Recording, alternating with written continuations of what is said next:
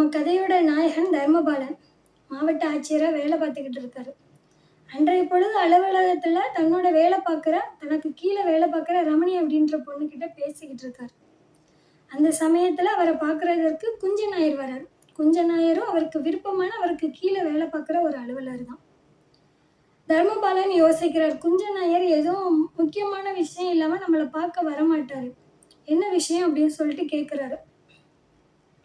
குஞ்ச நாயர் சொல்கிறாரு, ரமணி இருக்கிறாங்க, நான் அப்புறமா வரேன் அப்படின்னு சொல்லிட்டு கஞ்சாடையை காமிச்சிட்டு போயிட்டாங்க. ரமணி போனதுக்கு அப்புறவு குஞ்ச நாயர் வராரு. என்ன அப்படின்னு கேட்கும்போது, நான் இந்த மாதிரி அம்மாவை பார்த்தேன் அப்படின்னு. எங்க அப்படின்னு கேட்டாரு. இந்த மாதிரி கோட்டாறு கழுத சந்தை பக்கத்தில் இருக்க பழைய ஆஸ்பத்திரியில் தான். அது ஒரு தர்மாஸ்பத்திரி. ரோட்டில் முடியாதவங்கள்லாம், அதாவது யாரும் பார்க்க முடியாமல் அனாதையாக கிடப்பாங்கலாம், அவங்கள கொண்டு வந்து அந்த இடத்துல போடுற இடத்துல தான் நான் அம்மாவை பார்த்தேன். அம்மா உடம்பு சரியில்லை, சுயநினைவில் இல்லை, ஆனால் உயிர் இருக்குது, உடம்புல ட்ரெஸ் எல்லாம் அலங்கோலமாக இருக்குது. அந்த மாதிரி நிலமையில தான் நான் அவங்கள பார்த்தேன். என் கையிலையும் காசு இல்லை, ஒரு பாயை வாங்கி அங்கே படுக்க வச்சுட்டு நான் வந்திருக்கேன் அப்படின்னு சொல்லி. தர்மபாலனுக்கு என்ன பண்ணுறதுன்னு தெரியல, ஒரே அதிர்ச்சி, தன்னோட அம்மா அப்படின்ட்டு. சரி அப்படின்னு சொல்லிட்டு அங்கேருந்து காரில் ஏறி போகிறாரு. போகும்போது அந்த அலுவலகத்தில் இருக்கிறவங்க ரமணி மற்ற கூட இருக்கிறவங்கெல்லாம் அவர் பின்னாடி நக்கலாக பேசுகிறாங்க. அது அவருக்கு தெரியுது. அவர் யோசிக்கிறார், இது நமக்கு ஒன்றும் புதுசு கிடையாது, நம்ம முதுகுலையே 1000 புண்கள் இருக்கு, இதெல்லாம் எங்கே கவனிக்க அப்படின்னு சொல்லிட்டு என்ன செய்கிறார் அப்படின்னா அந்த இடத்துல இருந்து போயிடுறாரு. இந்த மருத்துவமனைக்கு போகிறாரு. போனதுக்கப்புறம் அங்கே இருக்கிற டாக்டர்ஸ்லாம் வராங்க. ஏன்னா அந்த காரை பார்த்தோன்னே கலெக்டர் வராருன்னு அவங்களுக்கெல்லாம் தெரிஞ்சிட்டு, இவர் நேராக வந்து என்ன அப்படின்னா தான் அம்மாவை பார்க்குறதுக்காக அந்த ஆஸ்பத்திரிக்கு பின்னாடி இருக்கிற அந்த இடத்துக்கு போகிறார். அந்த இடம் ரொம்ப அசுத்தமாக இருந்தது. உடனே அங்கே டாக்டர் கேட்குறாங்க, ஏன் சார் நீங்கள்லாம் இங்கே வரீங்க, இங்கெல்லாம் நீங்கள் ரொம்ப இந்த இடம் சுத்தம் கிடையாது, அதுவும் போக இவங்க முடியாதவங்க, இந்த தோட்டியம் கொண்டு வந்து போட்டிருக்காங்க அப்படின்னு சொல்லி. தோட்டியம் அப்படின்றது துப்புரவு வேலை பார்க்குறவங்க, நீங்கள் ஏன் சார் இங்கே வரீங்க அப்படின்னு. அவருக்கு என்ன சொல்கிறதுன்னு தெரியல, ஏன்னா தன்னோட அம்மா அங்கே படுத்திருக்காங்க அப்படின்ட்டு.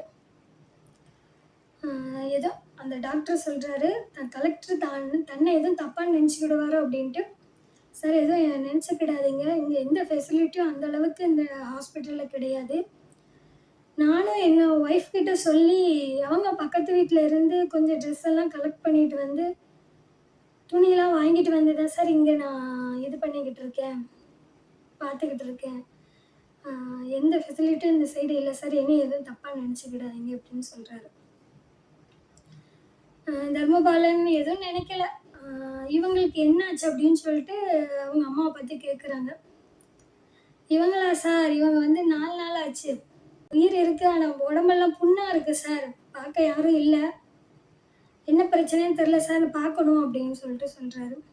கேட்குறாரு, கொஞ்சம் பார்த்து சொல்லுங்கள் என்ன அப்படின்னு. ஏன் சார் நீங்கள் இவங்கள பற்றி கேட்குறீங்க அப்படின்னு கேட்கும்போது அவர் சொல்கிறாரு, she is my mother, she is mentally not well, அதனால தான் இப்படி இருக்கிறாங்க அப்படின்னு சொல்கிறாரு. ஐயோ சார், நீங்கள் அப்போவே சொல்லியிருக்கலாமே, நான் இப்போவே இவங்களை பக்கத்தில் இருக்க ப்ரைவேட் ஹாஸ்பிட்டலுக்கு நான் கூட்டிகிட்டு போகிறேன், அங்கே இந்திரான்னு எனக்கு தெரிஞ்ச டாக்டர் இருக்காங்க, அவங்க மூலமாக இவங்களை நல்லா பார்த்துக்குவாங்க அப்படின்னு சொன்ன உடனே சரி அப்படின்னு சொல்கிறாரு. அந்த இடத்துல இருந்து அந்த டாக்டர் வெளியில் வராங்க. இவர் கலெக்டர் கார் பக்கத்தில் நிற்கார். தர்மபாலன் மறுபடியும் அதே வார்த்தையை சொல்கிறாரு, என்னை தப்பாக நினைக்காதீங்க சார், நான் ஒரு தாழ்த்தப்பட்ட பட்டியலின சமூகத்தை சார்ந்தவன், நான் டாக்டராக தான் இருக்கேனே தவிர எனக்கு எந்த அதிகாரமும் இங்கே கிடையாது, ஒரு வார்டு பாய்க்கு இருக்கிற ஒரு அதிகாரம் கூட அவனுக்கு கீழே தான் என்னை வச்சு பார்க்குறாங்க, அதனால் என்னால் எதுவும் பண்ண முடியல சார், நான் நினைக்காதீங்க சார் அப்படின்னு சொல்லிட்டு சொல்கிறாரு.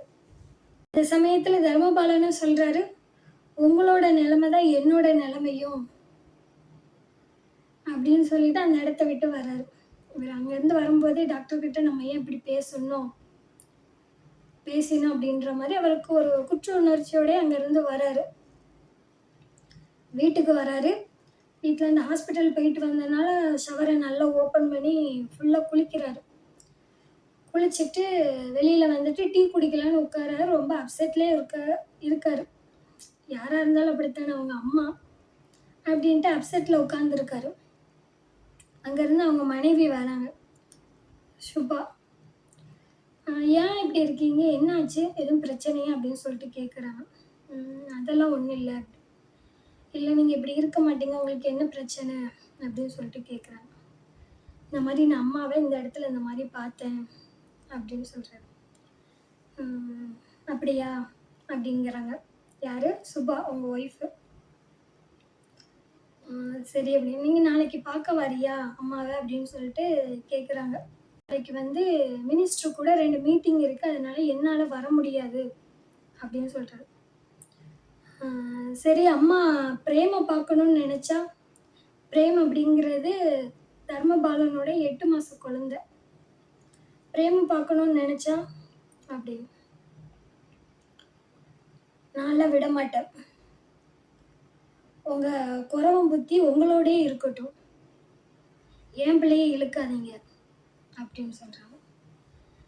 அப்படி கழுத்தை நெரிச்சிடலாமா அப்படின்ற ஒரு எண்ணம் தான் தர்மபாலனுக்கு. தூங்க போகிறாரு. அவருக்கு அன்னைக்கு தூக்கமே வரல, யோசிக்கிறாரு.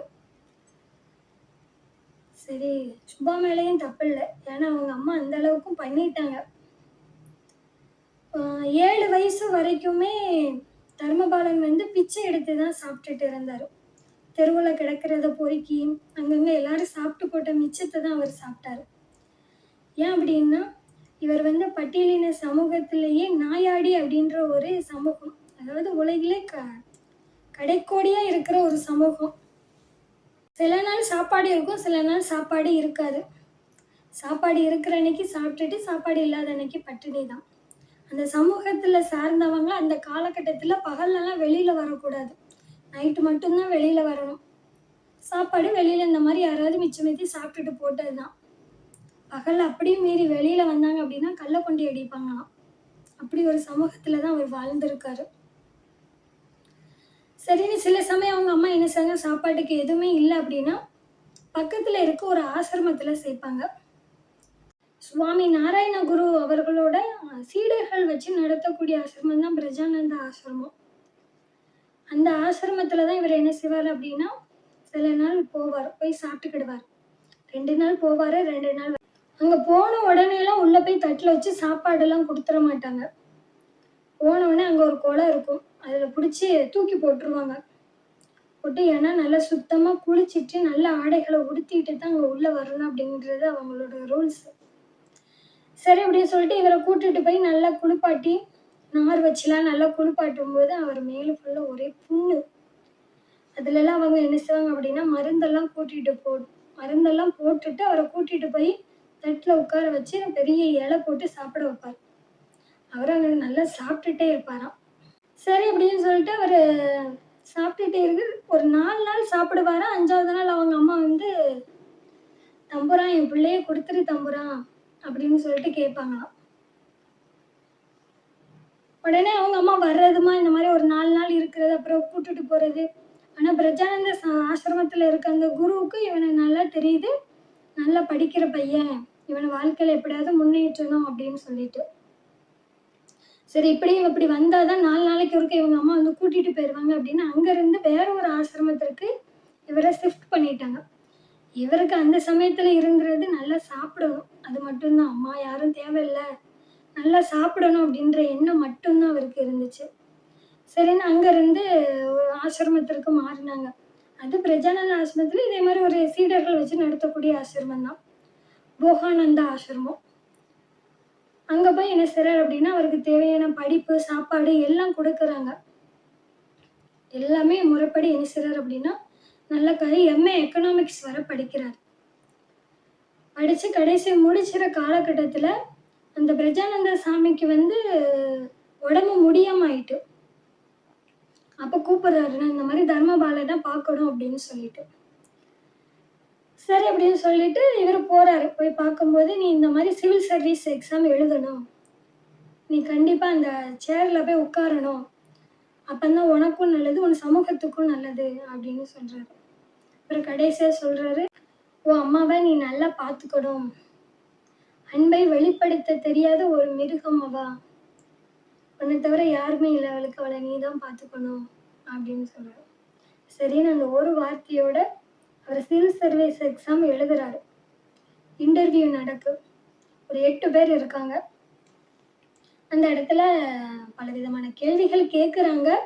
அப்போ ஒரு கேள்வி சமூகத்தை சார்ந்து, அவங்க சமூகத்தை சார்ந்து கேட்குறாங்க. நீங்க வந்து ஒரு பட்டியலின சமூகத்தை சார்ந்தவர். உங்களுக்கும் உங்களோட எதிர் சமூகத்தினருக்கும் ஒரு பிரச்சனை வந்துட்டு என்ன முடிவு எடுப்பீங்க அப்படின்னு சொல்லிட்டு கேட்குறாங்க. அப்ப இவர் சொல்றாரு, நான் என் சமூகம் பக்கம்தான் நிற்பேன் அப்படின்னு சொல்றாரு. அப்போ அவர் சொல்றாரு, இல்ல உங்க சமூகத்துல இருக்கிறவங்க கொலையே பண்ணிட்டாலும் நீங்க உங்க சமூகத்துக்கு தான் இருப்பீங்களா அப்படின்னா, ஆமா சார், என் சமூகம் பக்கம்தான் இருப்பேன். என் சமூகத்தில் இருக்கிறவங்க ஆண்டாண்டு காலமாக ஒடுக்கப்பட்டு தான் இருக்கிறாங்களே தவிர யாரும் வந்து வெளியில தலை நிமிர்ந்து வர முடியல. நாங்க வெளியில வந்தாலே கள்ளக்கொண்டி அடிக்கிற சமூகம் என் சமூகத்துல இருக்கிறவங்க தப்பு பண்ணியிருக்க மாட்டாங்க. தப்பே பண்ணியிருந்தாலும் நான் என் சமூகத்தின் பக்கம்தான் நிற்பேன் அப்படின்னு சொல்றாரு. அதுல சொல்லி முடிச்சுட்டு வெளியில வந்து சரி காஃபி குடிக்கலாம் அப்படின்னு சொல்லிட்டு ஒரு காஃபி ஷாப்ல போய் காஃபி குடிச்சிட்டு இருக்காரு. அப்ப அங்க இருந்து வராங்க ஒருத்தர். அப்போ அந்த இன்டர்வியூ எடுத்த 8 பேர்ல இவரு ஒருத்தர். அவர் சொல்றாரு, என்ன ஒரு அருமையான பதில். இது வந்து நான் வெளியில சொல்லக்கூடாதுதான், தண்டனைக்குரிய ஒரு இதுதான். இருந்தாலும் நான் சொல்றேன், நீங்க வந்து இந்த போஸ்டிங்ல செலக்ட் ஆயிட்டீங்க அப்படின்னு சொல்றேன். தர்மபாலனுக்கு ஒரே சந்தோஷம். ஏன் அப்படின்னா அவர் சொன்ன பதில் அப்படி. சமூகம், நாங்க எல்லாரும் சமூகம், சமூக நீதினு பேசுறோம். ஆனா அதை செயல்படுத்துறோமா என்னன்னு தெரியல. ஆனா நீங்க சொன்ன பதில் வந்து எங்களுக்கு ரொம்ப பிடிச்சிருக்கு அப்படின்னு சொல்றாரு. இருந்தாலும் அந்த பதில சொல்லிட்டு அவர் கடைசி ஒரு வார்த்தையை சொல்றாரு, நீங்க எதுக்கும் இந்த தயாரா இருந்துக்கோங்க. ஏன் அப்படின்னா நீங்க நினைக்கிறது எல்லாம் இந்த இடத்துல நடத்தி காட்ட முடியாது. ஏன்னா இந்த சமூகம் அப்படித்தான்.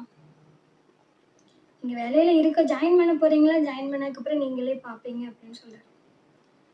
அவரு சொன்ன மாதிரியே தான். அவர் வேலையில சேர்ந்ததுல இருந்து வேற யாருமே ஒரு கலெக்டர்னு கூட மதிக்க போறது கிடையாது. ஏன்னா இவர் இந்த சமூகத்தை சார்ந்தவர்னு ஒரே காரணத்துக்காக இவருக்கு கீழே இருக்கிறவங்க சொல்றதை தான் இவரே கேட்கணும். அந்த மாதிரி ஒரு நிலைமை ஆயிட்டு. ஏன்னா இவருக்கு கீழே இருக்கிறவங்க எல்லாம் ஒரு எதிர் சமூகத்துல ஒரு மேல இருக்கிறவங்க அப்படின்னா அவங்க சொல்றதுதான் இவர் கேட்கணும் அப்படின்றதுதான். அந்த சமயத்துலதான் சுபாவை பிடிச்சு சுபாவை கல்யாணம் பண்ண முடியுமா ஆயிட்டு. கலப்பு மனம் தான், கலப்பு திருமணம் தான். அவர் அந்த பதவிக்கு வந்ததுக்கு அப்புறமும் அவங்க அம்மாவை தேடி கண்டுபிடிச்சு அந்த போலீஸ்காரங்களை விட்டு கூட்டிட்டு வாங்க அப்படின்னு சொல்லிட்டு சொன்னார். நிறைய டைம் அவங்க அம்மாட்ட நான் தான் உங்க பையன் அப்படின்னு சொன்னாலும் அவங்க அம்மா வந்து நம்பவே மாட்டாங்க. ஒரு கட்டத்துக்கு மேல நம்பிட்டாங்க சரி அப்படின்ட்டு. இருந்தாலும் அவங்க அம்மா சொன்ன வார்த்தை என்ன அப்படின்னா, இந்த சேர்ல உட்காராத, அது தம்புராங்க உட்கார சேர, உன்னை அடிச்சு போடுவாங்க, எஞ்சி வந்துரு, உங்க முன்னாடி சட்டை போடாத, எஞ்சி வந்துரு, உன்னை அடிப்பாங்க. அவங்க வந்து மாறி மாறி இந்த ஒன்னைத்தான் சொல்லிக்கிட்டே இருந்தாங்க. அப்ப தர்மபாலன் நினைச்சதெல்லாம் ஒண்ணுதான், நம்மளை எப்படி இவங்க வந்து ஒரு அடிமட்டத்துல வச்சிருந்தா எங்க அம்மாவோட மனசு இந்த அளவுக்கு காயப்பட்டிருக்கும் அப்படின்ட்டு. இவர் இதை பல வாட்டியும் சொல்லி சரி அப்படி ஒரு கட்டத்துக்கு மேல வீட்டுக்கு கூட்டிட்டு வந்தாரு. வீட்டுக்கு கூட்டிட்டு வந்தா அங்கங்க வீட்டுக்குள்ளேயே அசிங்கம் பண்றது, தன்னோட பையனுக்கு வந்து பிரேம், அந்த குழந்தைக்கு என்ன செய்வாரு அப்படின்னா, அந்த அம்மா வெளியில இருந்து யாரெல்லாமோ சாப்பிட்டு போட்டு அந்த எச்சியை கொண்டுட்டு வந்து தன் பேரனுக்கு ஊட்டுறது. ஒரு சமயம்லாம் அந்த பேரனை வெளியில தூக்கிட்டு போய் ஊட்டிலாம் சாப்பாடெல்லாம் ஊட்டி விட்டு அது வந்து அந்த பையனுக்கு வந்து ஒரு வாரத்துக்கு ஐசியூல இருக்கிற நிலைமைக்கே ஆயிப்போச்சு. அந்த மாதிரிலாம் அவங்க அம்மா பண்ணிட்டாங்க. சண்டை போடுற நேரம்லாம் சுபாவை பார்த்து சொல்றாங்க, நீ இவ வெள்ளை பண்ணி, இவ உன்னை கொல்ல வந்தவா, இவளை விட்டு போயிரு அப்படின்னு. வந்து இதனால ரொம்பவே மனசு உடைஞ்சு போனவ தான். அப்ப சொன்ன, ஒண்ணு உங்க அம்மா இருக்கணும், இல்லை நான் இருக்கணும். இப்ப என் பையன் இந்த மாதிரி ஐசியூல இருக்கிற நிலைமைக்கு ஆளாயிட்டான் அப்படின்னு சொன்ன உடனே அந்த சமயத்துல தான் தர்மபாலன் ஒரு கம்பை வச்சு தான் அம்மாவை நல்லா அடிச்சிட்டு, இனி நீ என் வீட்டு பக்கம் வரக்கூடாது அப்படின்னு சொல்ல. அன்னைக்கு போனவதான் அவங்க அம்மாவை பார்க்கவே இல்லை. அதுக்கப்புறம் இன்னைக்கு தான் அந்த ஆஸ்பத்திரியில் பார்த்துருக்காரு. இவ்வளோத்தையும் யோசிச்சுக்கிட்டே என்ன செய்றாரு அப்படின்னா, மறுநாள் காலையில் எழுந்திரிச்சு இந்த ஹாஸ்பிட்டலுக்கு போறாரு. போனதுக்கு பிறகு அவரை பார்த்துட்டு அழுகுறாரு. அவங்க அம்மா வந்து இனி உயிர் வாழ மாட்டாங்க சார். நான் கொஞ்ச நேரம் தான் அப்படின்னு இவர் அழுகுறாரு. அம்மா, நான் எனக்கு இந்த பதவி வேண்டாம், இந்த சேரும் வேண்டாம். நான் உன் கூடயே இருக்கம்மா. நீ மட்டும் திரும்பி வந்துருமா அப்படின்னு சொல்லிட்டு ரொம்ப அழுகுறாரு. இருந்தாலும் அவங்க அம்மா கண்ணு அப்படியே மேலே ஒரு மாதிரி சொருக ஆரம்பிச்சிச்சு. அந்த சமயத்தில் வராரு. கொஞ்ச நேரம் வரும்போதே அவங்க அம்மா எழுந்திரிச்சு, தம்புரான் பிச்சை போடுங்க தம்புரான் அப்படின்னு சொல்லிட்டு அப்படியே அந்த இடத்துலயே இறந்துட்டாங்க. இவர் அப்பதான் யோசிக்கிறாரு, தர்மபாலன் போல் ஒரு நாற்காலி இந்த இடத்துக்கு வந்தால் இந்த சமூகத்தை முன்னேற்ற முடியாது. 100 நாற்காலி வந்தால் மட்டுமே மேலே கொண்டுட்டு வர முடியும் அப்படின்னு சொல்றாரு. இதையோட ஆசிரியர் கதையை முடிக்கிறார். அடுத்த கதையில உங்களை சந்திக்கிறேன். வணக்கம்.